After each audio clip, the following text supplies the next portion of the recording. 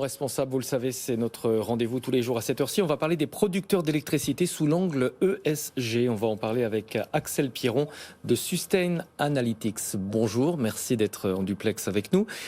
La production d'énergie, c'est un secteur évidemment qui est très concerné, qui est au cœur de la transition écologique. Pourtant, j'ai envie de dire, il reste très marqué par les énergies fossiles. Oui, alors pour commencer, il est quand même important de rappeler que malgré les évolutions dans nos sociétés modernes, on reste extrêmement dépendant aujourd'hui encore de la l'électricité. Et nonobstant la crise du Covid-19, on analyse une augmentation annuelle de 4% de la consommation d'électricité à travers le monde. Et les énergies renouvelables et le nucléaire ne répondront qu'à 54% de cette augmentation de la demande. Une portion très significative des nouvelles capacités de production reste extrêmement dépendante des énergies fossiles, notamment dans les pays émergents.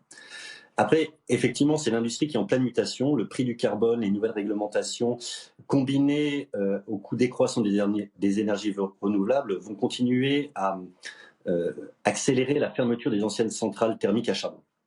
Mais ce n'est pas que du côté de la production, c'est aussi du côté de la distribution que des évolutions sont nécessaires. Et notamment, les réseaux de distribution doivent être modernisés pour s'adapter à l'intermittence des énergies renouvelables et à la nécessité de leur stockage. Et pour cela, il faut profiter des nouvelles technologies pour améliorer l'efficience des réseaux et également leur adaptabilité, ce qui requiert l'acquisition de nouvelles compétences via des nouvelles politiques de recrutement au sein des fournisseurs d'électricité. Oui, alors cette adaptation, évidemment, elle représente des opportunités, mais on imagine que l'enjeu climatique, ça représente aussi un risque pour ces entreprises. Oui, tout à fait. Et il n'est donc pas surprenant que ce secteur soit parmi les plus risqués analysés par Sustainalytics. Il se positionne à la 35e place sur 42 industries couvertes par nos analystes. Mais on suppose souvent que les émissions de gaz à effet de serre sont le premier enjeu environnemental pour les fournisseurs d'électricité. Mais ça n'est pas le seul. La production d'énergie est très consommatrice d'eau. En fait, c'est le deuxième secteur le plus consommateur d'eau après l'agriculture. Et cela entraîne déjà des arrêts de production périodiques et récurrents dans les zones soumises à un fort stress hydrique. Mais bien entendu, c'est le mix énergétique qui influence fortement l'évaluation des risques ESG des entreprises du secteur.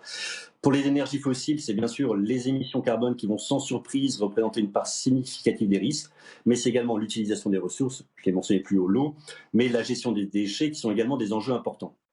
Ainsi, l'American Electricity Power, dont la production est essentiellement basée sur le charbon, se classe dans la catégorie ESG des risques élevés avec une note de 35,1.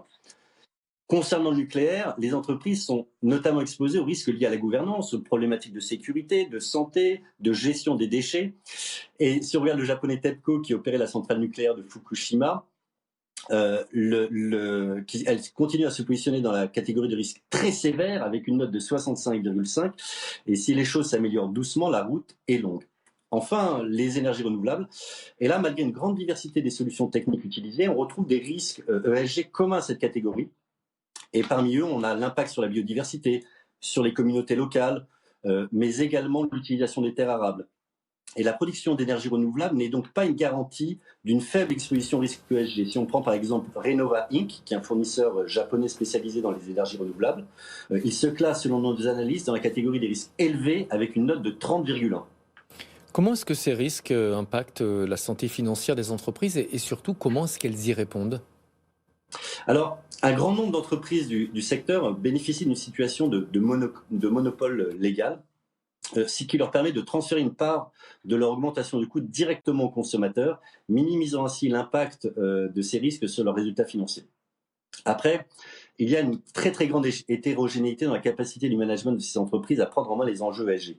Et si nous constatons une réelle disparité entre les régions, avec les compagnies européennes qui sont souvent les leaders sur la prise en main de ces enjeux, et leurs homologues asiatiques souvent fermant la marche, il existe quand même une grande disparité au sein même de ces zones géographiques.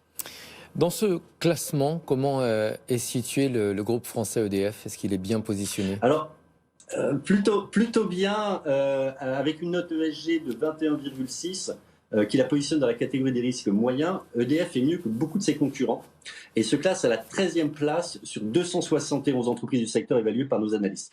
Elle est même en première position des entreprises à capitalisation boursière équivalente. Maintenant, les risques ESG de l'entreprise française sont bien sûr liés à son utilisation de l'énergie nucléaire.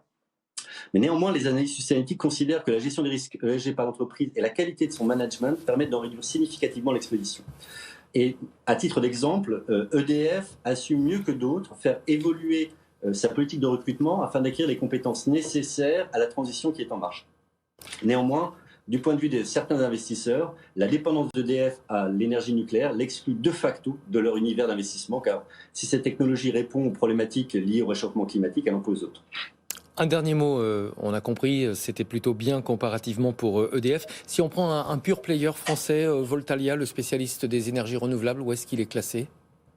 Alors, Voltalia se classe en 4e position sur 70 fournisseurs spécialisés dans les énergies renouvelables, et même en première position en capitalisation boursière équivalente. Et il a une note de 15,2 en termes de risque ESG, ce qui le positionne dans la catégorie de risque faible. Après, en termes de risque, c'est vraiment du côté des relations avec les communautés locales, et notamment dans le cadre de la création de parcs éoliens que l'entreprise doit faire particulièrement attention. D'ailleurs, les analystes Sustainalytics considèrent que le management de Voltalia sur ces enjeux-là est particulièrement fort et pertinent. S'il fallait mettre un petit bémol, c'est sans doute du côté de la gestion de son capital humain qu'il faudrait se montrer attentif, bien que là encore le risque reste assez faible.